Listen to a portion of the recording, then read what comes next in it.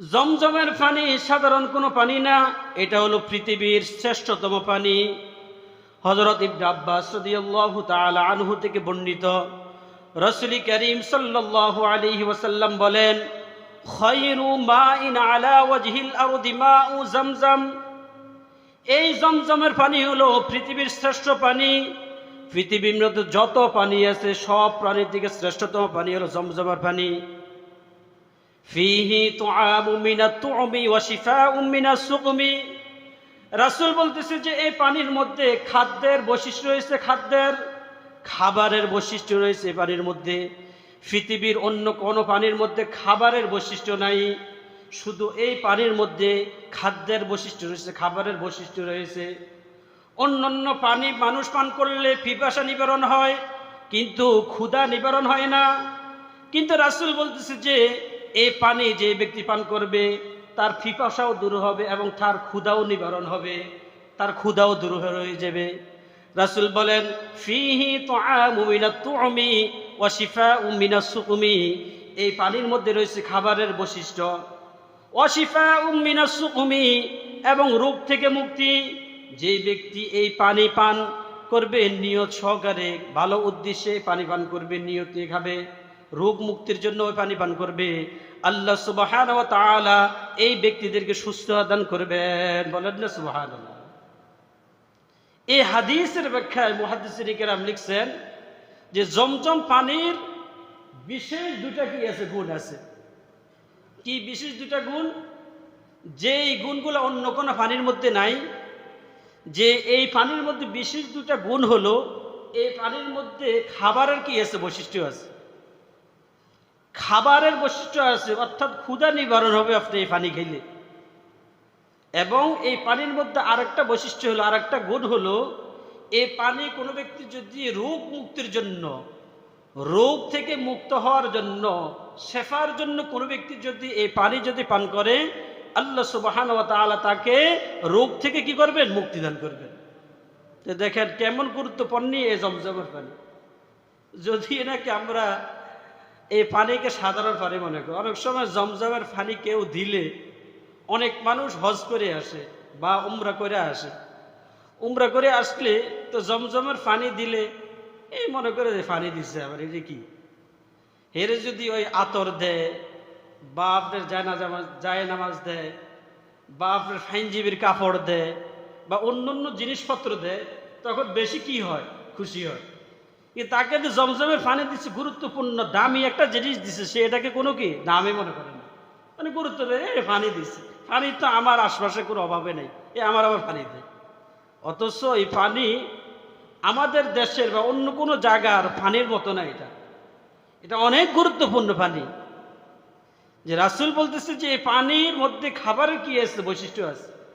যে পানি কোনো ব্যক্তি যদি খায় তাহলে তার ক্ষুধা কি হয়ে যাবে, নিবারণ হয়ে যাবে, ক্ষুধা দূর হয়ে যাবে। অন্যান্য পানি খাইলে তার পিপাসা দূর হয়, কিন্তু ক্ষুধা কি হয় না, নিবারণ হয় না, ক্ষুধা থাকিয়ে যায়। কিন্তু যখন এই পানি কোনো ব্যক্তি পান করবে, তার ক্ষুধা কি হয়ে যাবে, দূর হয়ে যাবে। তার যে খাদ্যের একটা চাহিদা, এই চাহিদা কি হয়ে যাবে, পূরণ হয়ে যাবে এই পানি যে ব্যক্তি কি করে পান করবে। হাদিসের কিতাবের মধ্যে আসছে, হযরত আবু যর গিফারি রাদিয়াল্লাহু তাআলা আন, তিনি রাসূল করিম সাল্লাল্লাহু আলাইহি ওয়াসাল্লামকে সত্যতা যাচাই করার জন্য ইসলাম গ্রহণের পূর্বে এই মক্কা নগরীর মধ্যে আসেন। রাসূল সত্য নবী না বন্ড নবী, এটাকে তিনি যাচাই করার জন্য গিফার বংশের লোক, ওই এলাকা থেকে তিনি আসছেন। রাসূলের সত্যতা যাচাই করার জন্য এই মক্কার মধ্যে 30 দিন যাবৎ অবস্থান করেন। 30 দিন যখন অতিবাহিত হয়ে যায়, রাসূল করিম সাল্লাল্লাহু আলাইহি ওয়াসাল্লাম মক্কার মধ্যে প্রবেশ করলেন। তিনি মক্কার মধ্যে প্রবেশ করার পর হজরে আসওয়াদকে তিনি চুম্বন করলেন, খানায়ে কাবাকে তওয়াফ করলেন এবং 2 রাকাত নামাজ পড়লেন। নামাজ পড়ার পর হযরত গিফারি রাদিয়াল্লাহু তাআলা আনহু তিনি বলতেছেন, আমি রাসূল করিম সাল্লাল্লাহু আলাইহি ওয়াসাল্লামের সামনে গেছি, যাই রাসূলকে আমি সালাম দিলাম। রাসূল তখন আমাকে জিজ্ঞাসা করলেন, তুমি কে? হযরত আবু যর বলতেছে, আমি গিফার বংশের লোক। বলতেছে যে তুমি এখানে কয়দিন যাবত আছো? বলতেছে আমি এখানে 30 দিন যাবত আছি। রাসূল তাকে জিজ্ঞাসা করতেছেন তোমাকে কে খানা খাওয়াইছে? আবু যর গিফারি রাদিয়াল্লাহু তাআলা আনহু বলতেছে যে আমি 30 দিন যাবত জমজম খেয়ে আছি, অন্য কোনো খাবার খাই নাই। আমি 30 দিন পর্যন্ত জমজমের পানি আমি খেয়ে আছি, এর দ্বারা আমার কোনো প্রকার ক্ষুধার কোনো অনুভব হয় নাই। এমনকি জমজমের পানি খেয়ে আমি মোটা হয়ে গেছি, মোটা। যেখানে খাবার না খাইলে মানুষ দুর্বল হয়ে যায়, চিকন হয়ে যায়। আবু যর বলতেছে যে আমি 30 দিন যাবত এখানে অবস্থান করছি আর এই জমজমের পানি খেয়ে আছি। পানি খাইতে খেতে আমার অবস্থা এমন হয়েছে, ক্ষুধা তো লাগেই নাই, এমনকি আমার শরীর কি হয়ে গেছে, মোটা হয়ে গেছে। রাসূল করিম সাল্লাল্লাহু আলাইহি ওয়াসাল্লাম এই কথা শোনার পর বলতেছে যে ইন্নাহা মুবারাকাতুন, ও আবু যর, এটা কোনো সাধারণ কোনো পানি নয়, এটা হলো বরকতময় পানি। ফিহি তুআমু মিনাত তুআমি, এই পানির মধ্যে রয়েছে খাবারের বৈশিষ্ট্য। যে ব্যক্তি এই পানি পান করবে আল্লাহ সুবহানাহু ওয়া তাআলা তার ভিতর থেকে খাবারের যে চাহিদা, এই চাহিদাকে দূর করে দিবেন। অর্থাৎ তার ক্ষুধা লাগবে না এবং তার পিপাসাও কি হয়ে যাবে, দূর হয়ে যাবে। এজন্যই এই জমজমের পানি খুবই গুরুত্বপূর্ণ একটা কি পানি। হাদিসের মধ্যে আসছে কোনো ব্যক্তি যদি এই পানি পান করে, কোনো নিয়ত নিয়ে যদি এই পানি পান করে, কোনো উদ্দেশ্য নিয়ে যদি এই পানি পান করে, ইবনে আব্বাস রাদিয়াল্লাহু তাআলা আনহু থেকে হাদিস, রাসূল বলেন মাউ জামজাম লিমা শুরিবা লাহু, মাউ জামজাম লিমা শুরিবা লাহু, যে উদ্দেশ্যে জমজম পান করা হবে তার উদ্দেশ্য পূরণ করা হবে। যে কোনো নিয়তে কোনো ব্যক্তি যে জমজম পান করে, রোগ মুক্তির জন্য, রোগ আরোগ্যের জন্য, সুস্থতার জন্য বা অন্য কোনো নিয়তে কোনো ব্যক্তি যদি জমজম পান করে, আল্লাহ পাক তার ওই নিয়তকে, তার ওই উদ্দেশ্য আল্লাহ পাক কবুল করবেন এবং পূর্ণ করবেন। রাসূল বলেন মাউ জামজাম লিমা শুরিবা লাহু, এই জমজমের পানি যে উদ্দেশ্য পান করবে উদ্দেশ্য পূর্ণ করা হবে। এমনকি ফাইন শারিবতাহু তাস্তাশফি বিহি শাফাকাল্লাহ, রাসূল বলেন তুমি যদি রোগ আরোগ্যের জন্য, রোগ থেকে মুক্তির জন্য এই জমজমের পানি যদি তুমি পান করো, শাফাকাল্লাহ, আল্লাহ সুবহানাহু ওয়া তাআলা তোমাকে সুস্থতা দান করবেন। বলেন না সুবহানাল্লাহ। যে তুমি যদি এই জমজমের পানি নিয়ত করে খাও এবং তুমি রোগ মুক্তির জন্য যদি এই জমজমের পানি যদি পান করো, যে আল্লাহ আপনি আমাকে শেফা দান করেন, রোগ থেকে মুক্তি দিয়েন, এই কঠিন থেকে কঠিন রোগ থেকে আমাকে শেফা দিয়েন, রাসূল বলতে শাফাকাল্লাহ, আল্লাহ সুবহানাহু ওয়া তাআলা তোমাকে সুস্থতা দান করবেন। হাদিসের কিতাবের মধ্যে আসছে রাসূল রোগীদের উপরে, রোগীদের শরীরের উপরে জমজমের পানি কি করতে ছিটাইতেন। এই জমজমের পানি রোগীদের শরীরের উপরে ছিটাইতেন, মাথার উপরে, গায়ের মধ্যে ছিটাইতেন এবং রোগ মুক্তির জন্য এই জমজমের পানি পান করতে বলতেন।